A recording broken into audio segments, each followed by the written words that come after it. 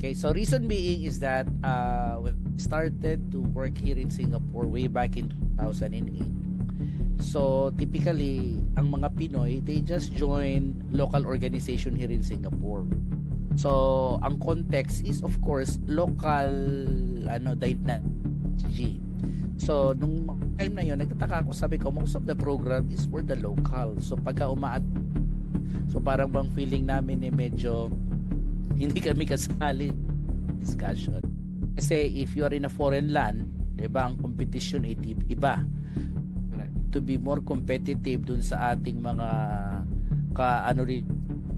take note, hindi lang ito, merong mga Indian, Malay, and across the globe actually, yun ang kalaban natin. And then for them to take parang short term course, mahal, di ba? So ang priority ng OFW is to work and sa Philippines para sa kanilang pamilya, kasi naman talaga goal eh. So sabi ko, sige, I will try to include that as part of my objective sa pagbuo ng org ko. Okay. So org, ang pinaka goal ko is number one, ang goal ko is to provide a training sa mga Pinoy na affordable.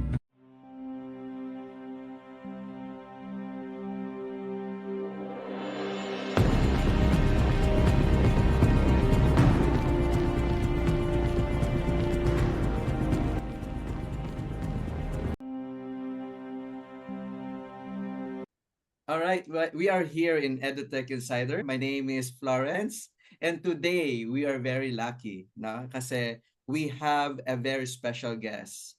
He is a distinguished IT consultant and educator who brings together extensive experience in enterprise systems development and IT project management. He is also particularly notable for his work in government projects both in the Philippines and Singapore, including the Bureau of Internal Revenue. What makes him especially relevant to our discussion is his active involvement in engineering education, serving as the Vice President for Industry and Linkages of the Philippine Society for Engineering Education. He holds multiple professional certification, including being an ASEAN engineering technologist and professional computer engineer, alongside with his academic credentials in computer engineering, mathematics, information technology, and aquaculture. He's perfectly positioned to discuss how technology is reshaping education in our region in this topic that we have today. And then let's all welcome Dr. Ryan Evangelista. Welcome, Doc Ryan. Yeah, thank you, thank you. So it's nice to be here. So already waiting this event to have you in a short conversation, my views about education and the fusion of technology, how the future will be part of the Philippine education. Mm, yeah. Sa mga hindi nakakaalam, no, si Doc Ryan po pala ay professor ko po sa PUP, sa master's degree na sa computer engineering. So that's the reason why we admire him when it comes to technology, and when it comes to right now integrating technology, most especially in education. No? Doc Ryan, it's really great for me to have you here in my segment. How are you today? I'm good. It's just that I just finished my other class. That's why nasa ano pa rin na as if I am still on the class. But I'm good, and then I'm happy to be engaged by different group, especially mga estudyante. Kasi these are the future of the Philippines. So we need to give them some inspiration, 'di ba? A different perspective outside the tech. So more competitive pagka time na nila. So it seems like you're very busy as of the moment now. While you are teaching, you are also managing some groups and some organizations. can you tell us what organization you are managing as of the moment? Oh yeah. Okay. So actually I founded ICPEP Singapore in 17. Okay. So reason being is that when I started to work here in Singapore way back in 2008. So typically ang mga Pinoy, they just join local organization here in Singapore. So ang context is of course local dynasty. So, nung time na yun, nagtataka ako, sabi ko, most of the program is for the local. So, pagka so parang bang feeling namin medyo hindi kami kasali sa discussion. So, after several years, so I've decided to the organization, sabi ko, if we'll do gagawa, parang, so that's decided to, so even wala kung I asked people ba ibuuin ito. And then, ano ba yung mga concern okay? So isa sa mga concern nila during that time nung nila is yung upgrading, 'di ba? So they kasi if you are in a foreign land, 'di ba, ang competition ay deep iba. Right. To be more competitive dun sa ating mga ka ano rin, take note, hindi lang ito, merong mga Indian, Malaysian, across the globe actually, yun ang kalaban natin. And then for them to take na parang short-term course, mahal. Di ba? That's true. So, Mm. ang priority ng OFW is to work and sa Pilipinas para sa kanilang pamilya. Kasi naman talaga goal eh. So sabi ko, sige, I will try to include that as part of my objectives sa pagbuo ng org ko. Okay? So, org, ang pinaka-goal ko is, number one, ang goal ko is to provide a training sa mga Pinoy na affordable. Ba? Para bang, yes, they will pay, pero ibabayad nila is parang very negligible. Tututunan nila, magagamit nila sa kanilang mga trabaho, magagamit nila sa kanilang transition, sa panibagong technology. So, nung time na yon ang dami because of that, kasi sabi nga nila, totoo sir, kasi if you take a course, a two cost dollars. Pero sa babayad lang sila ng $100. Tapos, sponsor, libre pa sila pagkain. So, sabi nga nila sa akin, kaya nila is sobra-sobra pa, balik-balik. So, that's Wow. for. Uh, so, hindi na kamo, sabi ko sa nila, the goal is to build the talent tayo sa bansa natin, to build the Filipino talent, make become more competitive sa SG, and that's how it grows. Kaya nakakapagtaka, di ba? Ibang org after a few years, wala na. Pero kami, still here kahit nag-pandemic. So maraming That's true. nag-volunteer, marami join because they see the potential. Yung parang ito nga nabuo yung tinatawag nating bayanihan eh. Nagkaroon ng bayanihan sa Singapore because of ICPEP. Yan Wow. nakakatuwa. So ang sabi ko nga I cannot have it without. Kaya napakaganda. Actually, Doc Ryan, I personally saw your heart sa ano no, sa IT and at the same time sa education at sa pagtulong sa mga tao, especially those people who are really willing to jump in and learn sa engineering, no. I just want to know what motivates you to do that. Kasi pwede namang you stay as private person. You don't need to think of other people na mag-join in or gumawa ng mga programs na ginagawa mo ngayon. What motivates you? Yeah, actually ayan, isa pa rin yan. Actually when I was still in university level, so active na ako sa mga society, sa mga org noong araw. So kasi nga ang ano ko noon is that to be competitive so you net ba? So simula yun sa college pala. So nung time na yun naging active na ako sa mga society. And from there nakita ko yung benefits kasi una marami ka nakikilalang mga, 'di ba? They give you something like tips, wisdom, 'di ba? Parang gano'n, 'di ba? With ikaw to, kung mag-aaral ka lang, magiging private ka, minsan graduate mo ay sa ka pupunta, 'di ba? Pa-private. So, isipin mo sa ko magagamitin ng integral calculus. Ako magagamitin ng differential equation pagka, 'di ba? Pero with the bilang give you some insight. So para sabi ko, maganda. So, dada yun, dala ko hanggang sa graduate ako is to ano na Prada so pang ekonomiya 2000. Time na yan, marami na tayong mga kaibigan sa industriya. So sabi ko, ang work na unang mag-absorb sa akin, doon ako. Ang nangyari, as a teacher.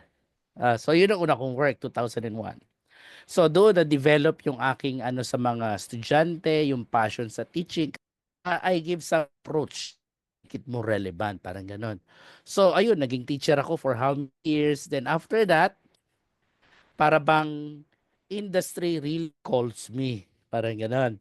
So, I have a friend, sabi niya, why you won't try sa industry? So, nag-industry ako. So, after 6 years, nag-industry ako. So, after another opportunity comes, so, ayun, napalapad na ako ng SG, di ba? So, pero Mhm. makakapagtaka, even though I am already in SG that time, marami pa rin invites me to be, guest lecturer sa kanila. Kaya sabi ko, medyo hindi na kaya kasi hindi pa usong online, 'di ba? Sabi ko, kung pwedeng online, sabi ko why not? Pero first, pero my heart pa rin nung time na 'yon sa education kasi napakaganda talaga the future generation, 'di ba? You're building a Pino that will be part of the workforce. In the time, sabi, sige, be working as an OF I practitioner napunta doon. Then, nga sabi ko sa iyo, observant. So inobserve bakit walang IT society Pinoy, di ba? Sabi Mhm. ko for how many years of joining the society, the program is really intended for them, the locals. Para sa seniors like us, sa mga Pinoy, sa mga parang kaya sabi ko noon, wala nagtataka ko nga, sabi ko, ang tagal na rin ng mga Pinoy dito, wala nagfo-form ng org. Eh, no one will do it, I'll do it. Sabi ko, sige. Wow. Na yun, mahirap talaga kasi as in wala talaga. So the only thing there is loob ko, I know how to ask question, I know how to craft the question properly. I even communicate with Singapore authorities. And then the thing is that Singapore is not ano nila up they what to. Kaya form ko yung ICPEP in 2017 in a matter of 3 months. Wow. Kumbaga naging legal ano na siya, legal entity. Parang isipin mo, I set up a company, non-profit entity, Mhm. registered po authorities in a matter of 3 months. Sabi nga nung ibang org sa akin, ang bilis mo ha. Sa aming org, it takes 5 years. Sabi ko, makapalang facial ng lolo nyo. Kasi I really ask question, I what document you need, and then I will produce it and then submit it to you. So ayun. So napakaganda. Kaya doon siguro nabuo yung passion ko nung college ako na ayun, working in a team, working in a group. And then mahilig akong makinig dun sa mga mas senior sa akin. Kasi I believe that I will learn a lot of things from them. Kaya minsan sinasabi nila sa akin nung time, mas marami akong friend na senior sa akin kaysa yung mas lower. Sabi ko, the thing is that I learn from them.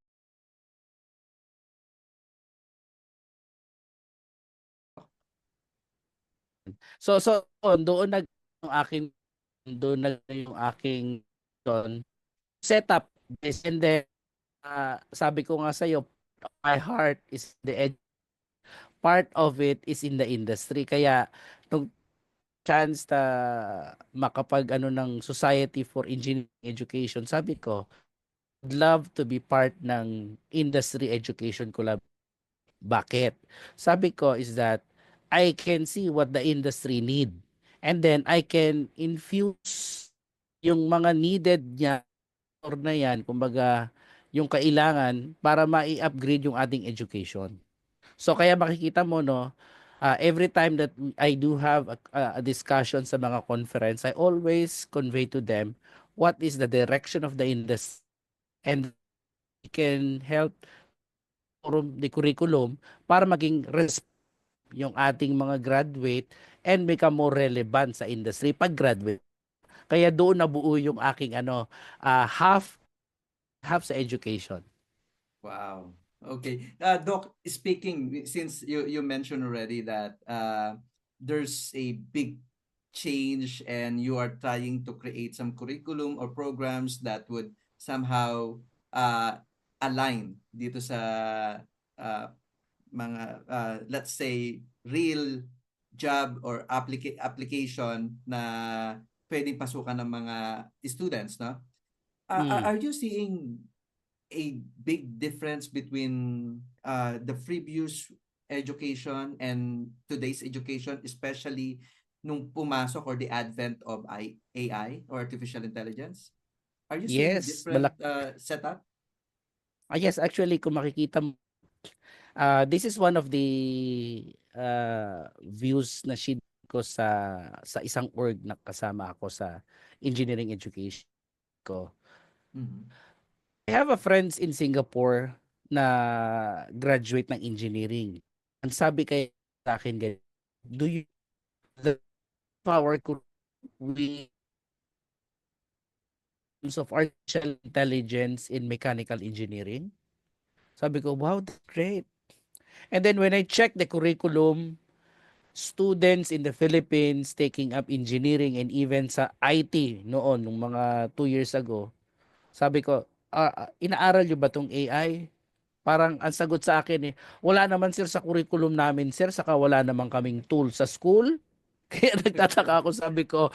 So is yung mga IT graduate natin is parang hindi tugma doon sa direction ng industriya. Kaya sabi ko is that we need to do something.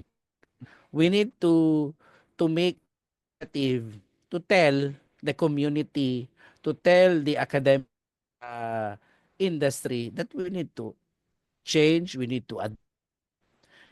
Kaya hindi na pwede yung ancient approach sa education na magwo-work pa rin siya sa future, di ba? Kaya marami issues ang lumalabas, yung sinasabi nila na uh, ng mga AI sa education, di ba? So Mhm. iba sabi nila the students are using AI in submissions of their assignment, di ba? Assignments. So Mhm. oo, so nagagalit sila. Pero ang tanong doon is that sector ba natin nag-adapt sa changes na 'yon so that we can address, di ba? So yun yung mga nakikita ko talaga na change. Kumbaga we need Mhm. to adapt. We need to transform the landscape of education so that utilize the power of AI instead of banning it in the education. Kasi pag binan mo yan sa education, para bang there is a powerful tool na it is a Mhm. two-edged sword. Yes. So, you can use it positively or negatively. So, kung tinanggal mo yan, yung graduate natin, pagpasok niya sa industry, mayroong mga AI tool. So, Mhm. ignorante sila pagdating doon. So, intuitiveness, bagsak tayo. Paano pa kung international market ang pinag-uusapan natin? Kasi binan natin ng AI, ayaw natin ng AI, di ba? So that's the problem. So we need to change, we need to transform education including yung mga teacher. Pero did you change your teaching approach? Did you change your methodology? Di Mhm. ba? Yung Mhm. approach may not be anymore applicable in the future. Iba, yun ang aking tingin dyan. So, Doc, since there are lots of teachers and parents who are concerned with the use of AI, especially ChatGPT, no? Um, Mm.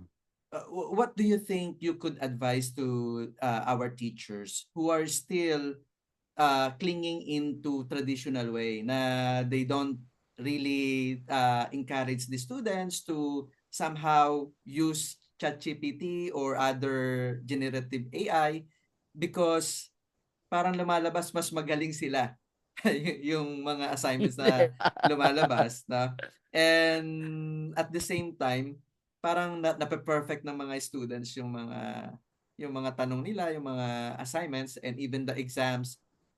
So, how do you or what advice could you give to them para at least medyo mawala yung takot nila na kasi baka mamaya yung mga students mag-rely na lang ng husto sa AI like ChatGPT? Yeah, actually even before share ko sa iyo yung yung board exam ng engineering sa Pilipinas. Mm. Sa Pilipinas ang board exam traditionally dapat alam mo yung formula at then makukuha mo na yung sagot, 'di ba? So kung Mm. kailangan magaling ka lang mag-calculator at alam mo yung formula, papasa ka sa board exam ng engineering. Okay. So parang ganon. Pero sa tunay na buhay, hindi naman ganon ang engineering eh, 'di ba? Correct. Pagka Correct. magko-construct ka ba ng building, lahat given?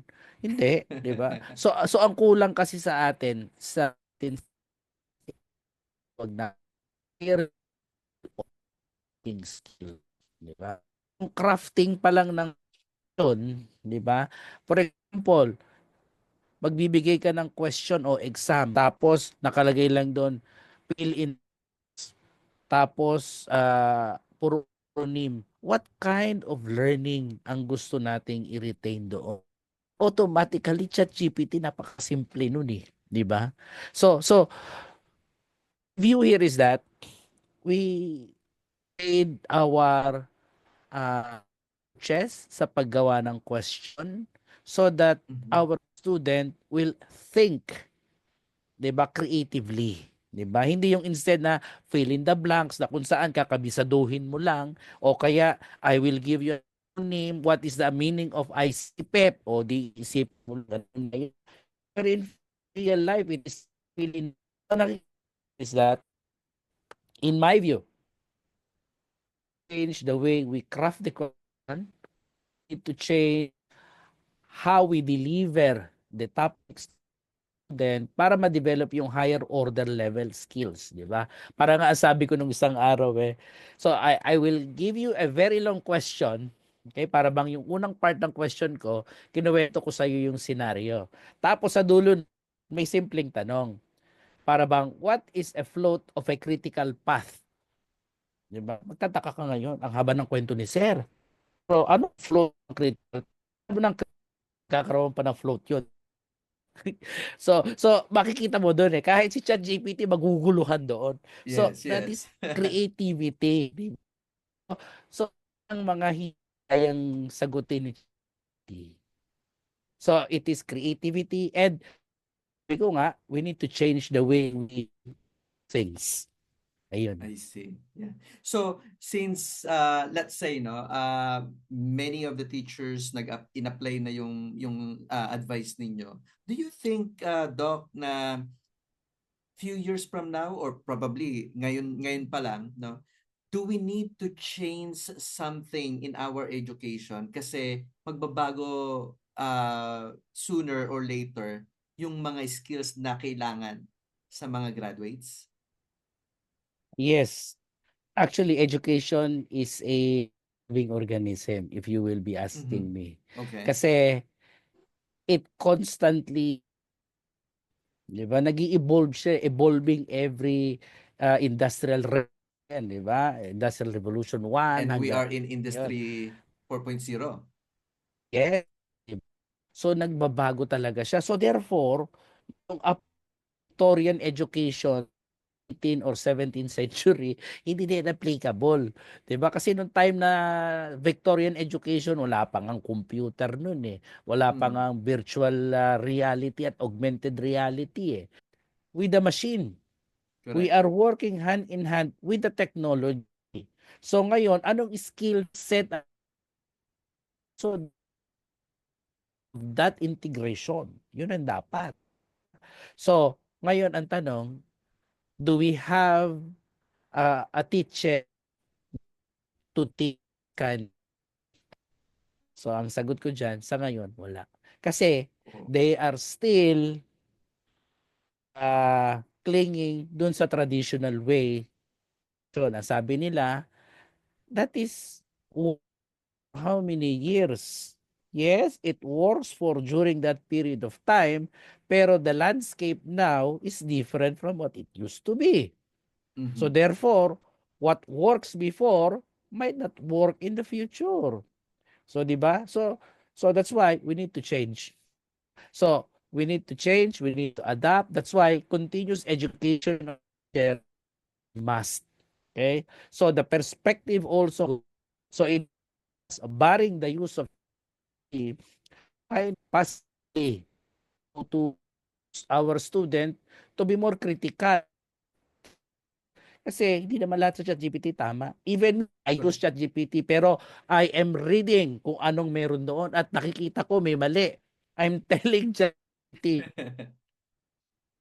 Sumasagot si ChatGPT, sabi niya, I'm sorry. Tapos kukuha siya ng panibagong sagot. So, ayun yung dapat nating kaya hindi tayo mag-dependent. Instead, complementary technology. And that Mm. makes our generation mag-move sa next stage.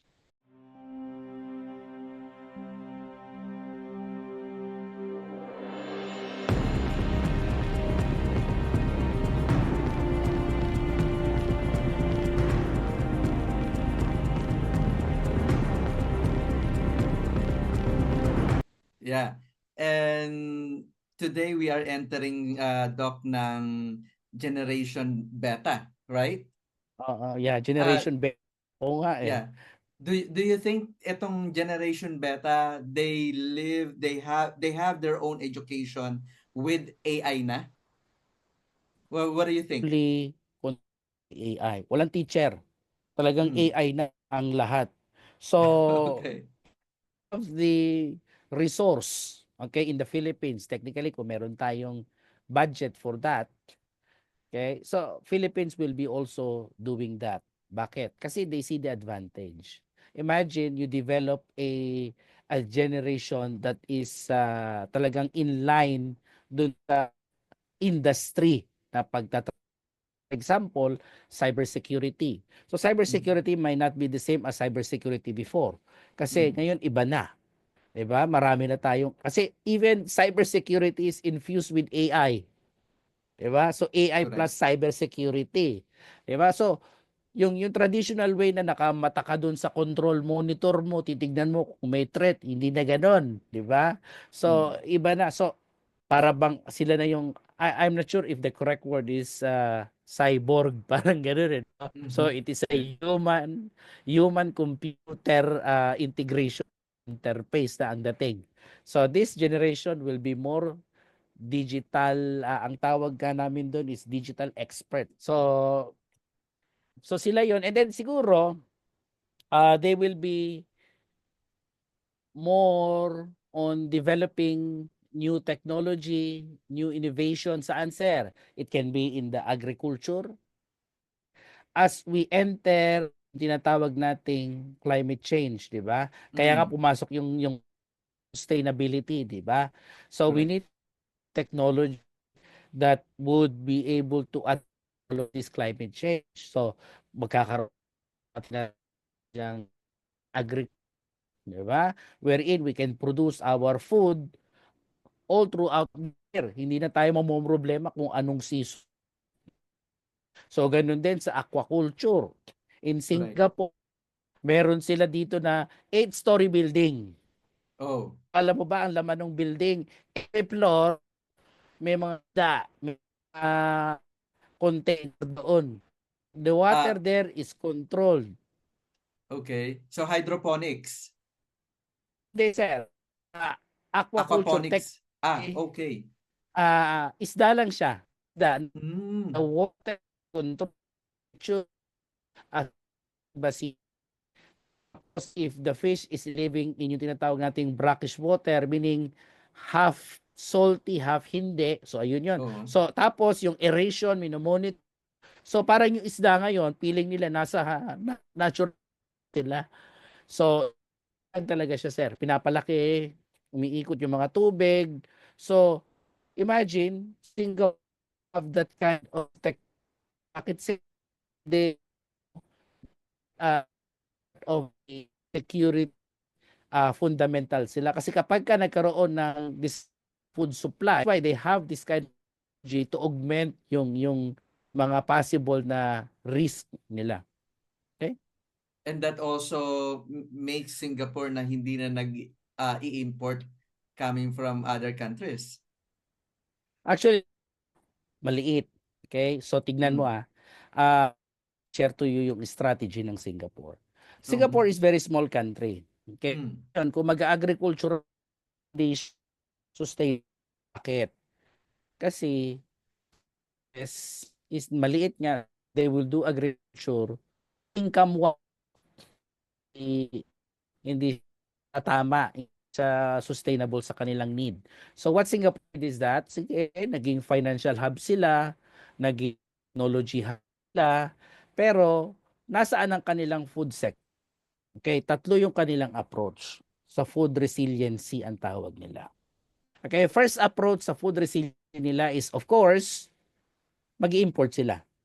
Import tayo kahit saan yan. Pero naka-distribute yan. Hindi lang siya limited sa isang bansa. Para halimbawa kung isang bansa may gera, at least yung ibang bansa walang gera.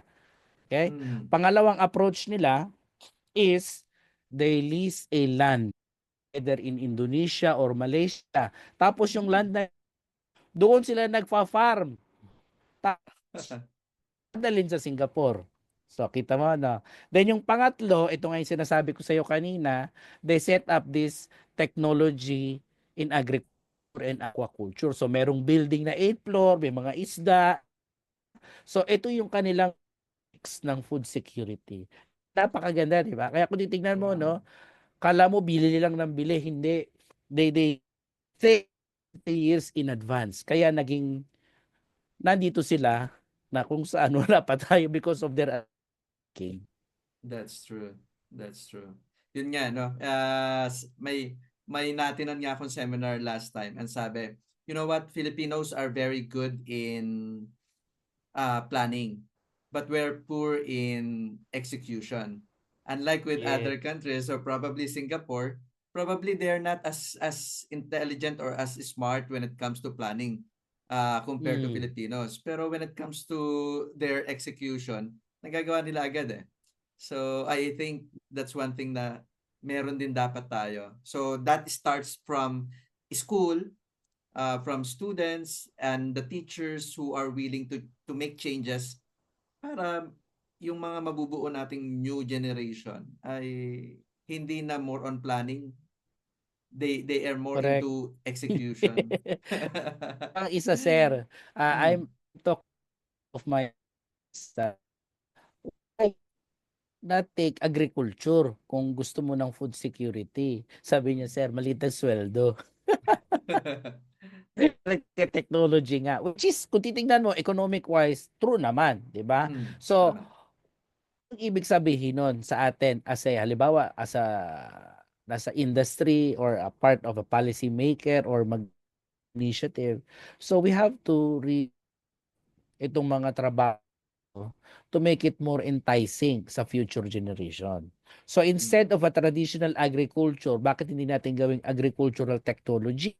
Correct. The Mm. fusion of agriculture and technology na kung saan more responsive dun sa need ng society natin, di ba? So that's how we need to change kasi we cannot survive same thing. We need to and that companies actually no, I just want to share with you. Mm. Sa Middle East, Alam mo walang tubig doon, di ba? Yeah, of course, Imagine, limited. no? Nagfa-farm sila ng aquatic resources. Tapos, ang mga expert nila, alam mo saan galing? Sa Pilipinas. Hmm. Kita mo na? Expert nila sa Pilipinas. Kaya imagine mo, no? Yung mga nasa ibang bansa, the expert tinatap nila ay sa Pilipinas. Pero pag nasa Pilipinas, wala kang value. Di ba? So that's why we That's need aspect na kung Miss Philippines, doon makikinabang ang Pilipinas. correct. Kaya, so hopefully, ito yung mga nakikita nating direction sana na maayos sa ating bansa. Mm.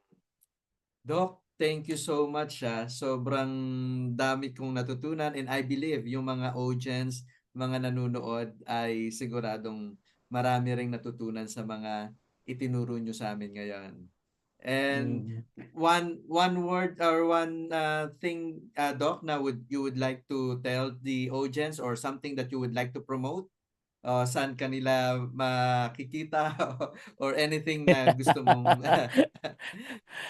Yeah, sige sir, thank you. Actually, yeah, I am visible naman because Mm, most of the time school invited me to talk about yes. technology, Mm, about the future of jobs, which is normally yun ang aking tinutok. Kasi sinasabi ko lagi, yung job ng CPE noong 1980s, 90s, hindi na siya ng job ngayon at future.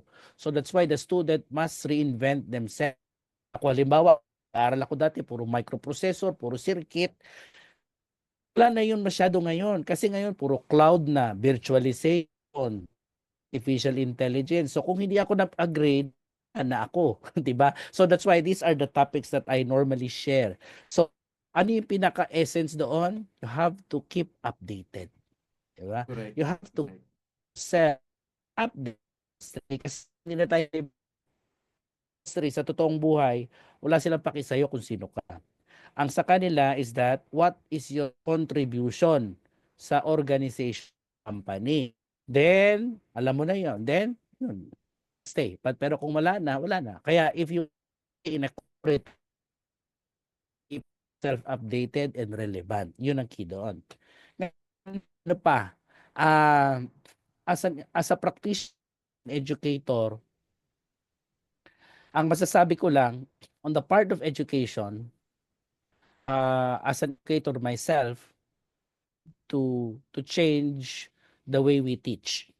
We need to look how other countries improve their education. Okay, in terms of material, in terms of approaches, in terms of methodology, we need to update Correct. as an educator. Kaya yung isa sa kung ang mga namin, laging chat GPT. Papasabi report, sir, hindi namin sigurado, sir, kung chat GPT ba yan o sabi ko dyan, I ask them, send it to me, okay, in either in format, in line, and then can see kung totoong sila bawa o hindi, and then I can ask them question. From then, makikita ko whether they learn dun sa content o hindi. Yes, Di ba? So that's that is correct. how you change. Instead of asking them, submit a 5-paper, answer the following question, end of the story. Walang ganun. Di ba? That's why So, yan. may video assignment. O may video assignment. Ako doon. Ako, sa mata pa lang, malalaman mo. Di ba? And then, sa part ng education. So, as educating, may natutunan ba siya o hindi? Paano? So, the way this deliver yung kanyang output, 'di ba? So makikita mo yung the way they deliver, the way they deeply words, makikita mo talaga. And then makikita mo naman sa video eh. So 'di ba? So ito yung isa sa mga approach na ginagawa ko ngayon. So even in the undergrad and in the graduate school, and then minsan pa nga ang pinapagawa ko case analysis. So I will give them a case, for example, law. Tapos, bibigyan ko ng template paano sasagutan. So, sasagutan nila in that fashion, pero they will record it as a video. They will explain it to me. So, makikita ko. Kaya, kung mag-chat GPT sila, kung ako tatanungin mo, it's fine. Bakit, sir? Kasi, makikita nila yung sagot mismo nila yon, i-internalize nila, and then, learning ka. Yun yun. So, yun yung part ng sa education sa akin. And naman, I see how industry change an accelerated phase. Napakabilis.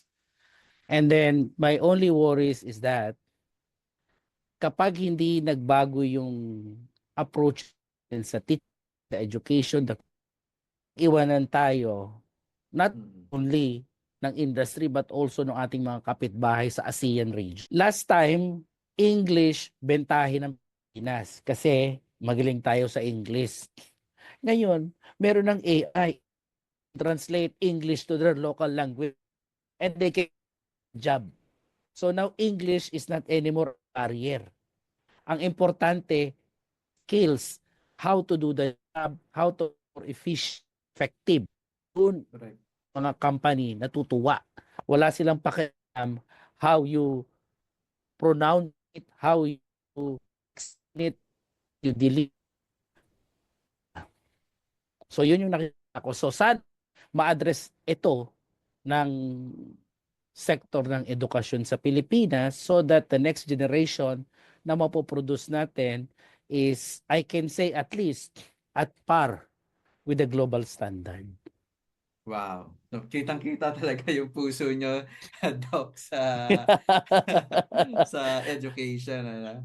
So, yeah, I believe sa dami ng nanonood and at the same time nakikinig din sa inyo sa schools, sa seminars, and I believe na nai-imbibe nila yung ganyang klaseng passion. And I also would like to encourage everyone, yung organization dyan, and schools, and even companies, to somehow invite Doc Ryan Evangelista. Para at least makuha ninyo yung knowledge and wisdom ni Doc. Doc, thank you so Yeah. much. Next time again, if you still have time. And this was really a Yes. very fruitful conversation talking with you, Doc. Yeah, So, sige. since we don't have time anymore, Doc, again, thank you so much and have a great day. And thank you for Thank all you. the listeners and audience as well. Bye-bye po, Doc. Yeah. Bye-bye. Have a See you great day. again. Bye. Okay. Bye-bye.